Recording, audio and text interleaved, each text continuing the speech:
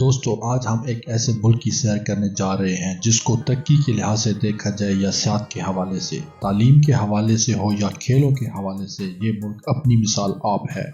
اس ملک کا آئین بادشاہی نظام پر مبنی ہے۔ اس ملک کو سائیکلوں کا شہر بھی کہا جائے تو غلط نہیں ہوگا، کیونکہ یہاں پر سائیکل چلانے والے افراد بہت زیادہ ہیں۔ یورپ میں جلد بزنس سیٹ اپ یا سٹارٹ کرنے والے ممالک میں یہ ملک پہلے نمبر پر آتا ہے، کیونکہ یہاں کوئی بھی نیا کاروبار بہت جلد شروع کیا جا سکتا ہے۔ جی ہاں دوستو، اس ملک کا نام ڈنمارک ہے، تو اپنا سیٹ بیلٹ باندھ لیجئے اور چلتے ہیں ایک نئے سفر کی طرف۔ اس سے پہلے تمام ویورز سے گزارش ہے کہ ہمارے چینل کو سبسکرائب کر لیں اور بیل کے آئیکن کو پریس کر لیں تاکہ ہماری ہر آئندہ آنے والی ویڈیو آپ تک باقاعدگی سے پہنچ سکے۔ یہ براعظم یورپ کا ایک چھوٹا سا ملک ہے۔ اس ملک کا سرکاری نام کنگڈم آف ڈنمارک ہے، کیونکہ سب سے پہلے جرمنی سے ڈانس قبیلے کے لوگ ہجرت کر کے آئے تھے۔ اسی مناسبت سے اس کا نام ڈنمارک رکھا گیا، جس کا مطلب ہے لینڈ آف ڈانس۔ اس کے شمال میں سویڈن اور ناروے، جبکہ جنوب میں جرمنی اور مشرق میں بحیرہ بالٹک اور مغرب میں بحیرہ شمالی واقع ہیں۔ ڈنمارک دنیا کی ان چند ممالک میں سے ایک ہے جنہوں نے پچھلی کئی صدیوں سے اپنے پرچم کو نہیں بدلا۔ آخری بار اس ملک کا پرچم 1219 میں ڈیزائن کیا گیا تھا۔ اس ملک کا قومی جانور میوٹ سما ہے۔ ڈنمارک کا کل رقبہ 42,943 مربع کلومیٹر ہے اور یہ رقبے کے لحاظ سے دنیا میں 130ویں نمبر پر آتا ہے۔ کوپن ہیگن اس ملک کا دارالحکومت ہے اور ملک کا سب سے بڑا شہر بھی یہی ہے، جو ملک کے سب سے بڑے جزیرے زی لینڈ پر واقع ہے۔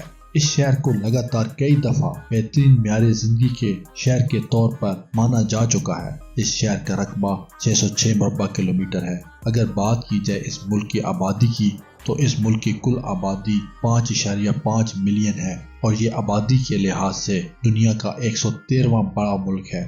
اس ملک میں عورتوں کی تعداد 50.3% اور مردوں کی تعداد 49.70% ہے۔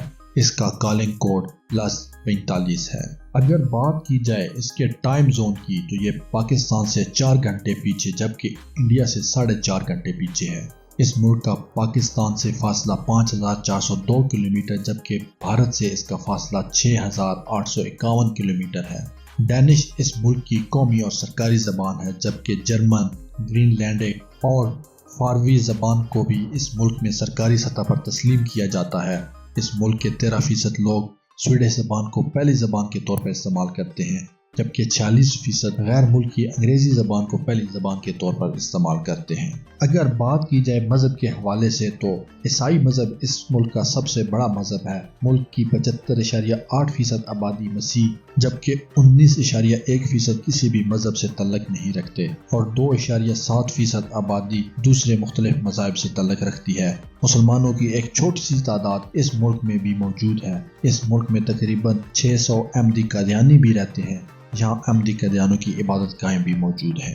اگر بات کی جائے اس ملک کی تاریخ کی، تو یہاں پر نوع انسانی کے اثرات 12ویں صدی کے ملتے ہیں۔ کہا جاتا ہے کہ ڈنمارک میں تیسری قبل مسیح میں جنوب کی طرف سے کچھ جرمن قبیلے آ کر آباد ہوئے تھے۔ جرمن قبیلوں کے آنے کا سلسلہ پہلی صدی تک جاری رہا۔ یہ لوگ پہلے جس جزیرے میں آباد ہوئے، اس جزیرے کو ڈینش آئی لینڈ کا نام ملا تھا، مگر آج اس جزیرے کو زی لینڈ کہا جاتا ہے۔ اس جزیرے سے آہستہ آہستہ لوگ ملک بھر میں پھیلتے گئے۔ ڈنمارک میں 8ویں صدی سے لے کر موجودہ تاریخ تک کی بہت سی یادیں نقش ہیں۔ اس علاقے میں حکومت کرنے والے بادشاہ پتھروں کو کٹوا کر ان پر اپنے زمانے کی کچھ ایسی باتیں نقش کر دیتے تھے جس سے اس وقت کا تو علم نہیں، مگر آج کا موجودہ انسان خوب اندازہ لگا رہا ہے یہ پتھر کس فلاں بادشاہ نے بنوایا تھا اور کس دور میں اس بادشاہ نے وہاں پر حکومت کی۔ ان پتھروں سے یہ بھی واضح ہو جاتا ہے کہ بادشاہ عیسائیت سے کتنی نفرت کرتے تھے۔ 11ویں صدی عیسوی میں ناروے، ڈنمارک اور انگلینڈ کا ایک اتحاد قائم ہوا۔ ملک میں مسیحیت کو خوب فروغ ملا۔ تینوں ممالک نے اپنی فوجی طاقت مضبوط بنانے پر غور کیا تاکہ دنیا کو پتہ چل سکے کہ تینوں ممالک میں کسی ایک ملک سے جنگ کرنا مطلب تینوں ممالک کے ساتھ جنگ کرنا ہے۔ ڈنمارک کئی دہائیوں اس اتحاد کا حصہ رہا۔ 1397 میں ڈنمارک، سویڈن اور ناروے کے اتحاد کا حصہ بنا، اور یہ ان دنوں کی بات ہے جب تینوں ممالک میں ملکہ مارگریٹ کی حکومت قائم ہو چکی تھی۔ اس ملکہ کے دور حکومت میں تینوں ممالک میں یکساں حقوق فراہم کیے گئے۔ ان ممالک کا یہ اتحاد 125 سال تک قائم رہا۔ 17 جون 1523 کو سویڈن اس یونین سے نکل گیا۔ اس ملک میں آئینی بادشاہت قائم ہے۔ برطانیہ کا بادشاہ اس ملک کا بھی بادشاہ ہوتا ہے اور ہینڈل فوک اس ملک کے وزیر اعظم کا نام ہے۔ فاروائل لینڈ اور گرین لینڈ کے علاوہ یہ ملک 99 چھوٹے جزیروں پر آباد ہے، جن میں سب سے زیادہ جزیروں کو زی لینڈ کہا جاتا ہے، جو 721 مربع کلومیٹر پر پھیلا ہوا ہے، اور سب سے چھوٹا جزیرہ میکولر جزیرہ ہے، جو 0.14 کلومیٹر رقبے پر پھیلا ہوا ہے۔ اب بات کرتے ہیں اس کی معیشت کے بارے میں، تو ڈنمارک کا کل GDP $409 بلین ہے۔ اس ملک میں 1,18,000 لوگ صحت کے شعبے سے منسلک ہیں۔ صحت کا شعبہ ملکی آمدنی میں 13.5% اضافہ کرتا ہے۔ 2017 میں اس ملک میں 2,80,00,000 لوگ سیر و تفریح کے حوالے سے آئے، جس سے ڈنمارک میں 97.5 بلین ڈینش کرونے کمائے تھے۔ زراعت، بینکنگ اور کپڑے کی صنعت یہ وہ ذرائع ہیں جو صحت کے بعد اس ملک کی ترقی کا موجب بنے ہوئے ہیں۔ اکانومی کے لحاظ سے ڈنمارک یورپ کا 14واں جبکہ دنیا کا 34ویں نمبر پر آنے والا ملک ہے۔ یہ ملک دنیا کا 5واں سب سے بڑا فوڈ ایکسپورٹ کرنے والا ملک بھی ہے۔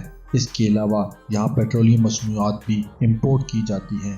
یہی وجہ ہے اس ملک کی حکومت نے کاروں کی امپورٹ پر 50% ٹیکس لگا دیا ہے، یعنی 10 لاکھ کی کار 25 لاکھ کی پڑے گی۔ اسی وجہ سے اس ملک کی سڑکوں پر کاروں کی تعداد نہ ہونے کے برابر ہے۔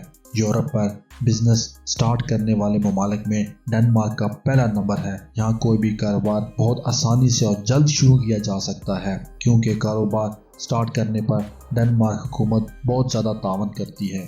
ڈنمارک ان ممالک میں سے ایک ہے جو یورپین یونین کا سب سے پہلا رکن ملک بنا تھا۔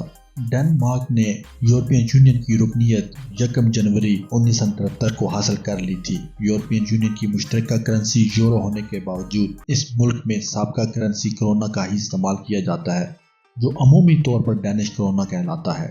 ایک ڈینش کرونا پاکستانی 20 روپے 36 پیسے اور انڈین 7 روپے 94 پیسے کے برابر ہوتا ہے۔ یہاں ہر دوسرے دن بارش یا برف باری ضرور ہوتی ہے۔ ڈنمارک کا جرمنی کے ساتھ لگنے والے بارڈر وہ واحد بارڈر ہے جو خشکی پر موجود ہے۔ اس کے علاوہ تمام بارڈر سمندری حدود میں واقع ہیں۔ ڈنمارک میں کوئی بھی ایسا علاقہ نہیں جہاں 50 کلومیٹر سے زائد رقبہ خشکی پر موجود ہو۔ آئیے چلتے ہیں ڈنمارک کے دلچسپ حقائق کی طرف۔ ڈنمارک کا شمار دنیا کے ان ممالک میں ہوتا ہے جہاں سب سے کم کرپشن ہوتی ہے۔ ڈنمارک کے وزیر اعظم کا یہ حال ہے کہ وہ زیادہ تر اپنے دفتر میں سائیکل پر ہی آتے ہیں۔ ڈنمارک کا کوئی شہری اگر اس کے پرچم کو جلا دیتا ہے تو اسے قانونی طور پہ کسی سزا کا سامنا نہیں کرنا پڑتا، لیکن اگر کوئی ڈینش شہری ڈنمارک میں کسی دوسرے ملک کا پرچم جلا دے تو اسے قانون کا سامنا کرنا پڑتا ہے۔ دنیا کا سب سے لمبا مشترکہ پل بھی ڈنمارک کے شہر کوپن ہیگن میں ہی واقع ہے، جو کوپن ہیگن کو سویڈن کے شہر مالینو سے جوڑتا ہے۔ اس پل کو مشترکہ اس لیے کہا جاتا ہے کیونکہ ریل اور دیگر ذرائع نقل و حمل کے لیے مشترکہ پل بھی یہی بنایا گیا ہے۔ 58 کلومیٹر لمبائی کا حامل گیٹیا نامی دریا اس ملک کا سب سے لمبا دریا ہے۔ ڈنمارک کے شہر کوپن ہیگن میں سب سے زیادہ سائیکل چلائے جاتے ہیں۔ یہ چھوٹے بڑے کاموں کے لیے، خواہ وہ آفس جا رہے ہوں یا سیر و تفریح کے لیے، ہمیشہ سائیکل کا ہی استعمال کرتے ہیں۔ ڈنمارک کے دورے کا بہترین وقت مئی سے اگست کا ہے۔ اس وقت کی دھوپ کی ہلکی آنچ اور دیہی علاقوں کی آب و ہوا ماحول کو خوشگوار بناتی ہے۔ اس کے سیاحتی مقامات میں بحیرہ ڈالنگ میں واقع بورن ہوم ایک ایسی منظر ہے جس کے بارے میں اکثر ڈنمارک میں سب سے خوبصورت مقام میں سے اس کے طور پر کہا جاتا ہے۔ اس کے چمکتے ہوئے پانی اور فطرت کے انوکھے امتزاج کے ساتھ یہ کوئی تعجب کی بات نہیں ہے کہ بہت سے لوگ اس جزیرے کو ایک حقیقی نارڈک ہیرا سمجھتے ہیں۔ اگر بات کی جائے اس کی قومی کھیل کی تو ان کا قومی کھیل فٹ بال ہے۔ ملک کے 3,30,000 کے قریب افراد فٹ بال سپورٹ کلب میں رجسٹرڈ ہیں۔ 1,66,000 افراد جمناسٹک کلب میں، جبکہ 54,000 شوٹنگ کلب میں اور 89,000 بیڈمنٹن کلب میں رجسٹرڈ ہیں۔ یہاں تقریباً ہر شہری سوئمنگ کرنا بھی جانتا ہے کیونکہ یہاں پر ہر سال سمندری طوفان آتے ہیں۔ اس وجہ سے یہاں کے اسکولوں میں سوئمنگ کا اسپیشل انتظام کیا گیا ہے اور یہاں کے بچوں کو سوئمنگ سکھائی جاتی ہے۔ ڈنمارک کا کھانا اسکینڈینیوین ممالک کے دوسرے کھانوں سے مختلف نہیں، اس ملک کو سالہ سال سیاحوں کے ذریعے 700 قسم کے سینڈوچز کا ملک بھی کہا جاتا ہے۔ یہ سینڈوچز قومی کھانے کی ایک خاص بات کر چکے ہیں۔ اگر آپ تمام ویورز کو ہماری ویڈیو اچھی لگی تو ہمارے چینل کو سبسکرائب کر دیں اور لائک کر دیں اور بیل کے آئیکن کو پریس کر کے تاکہ ہماری حوصلہ افزائی ہو۔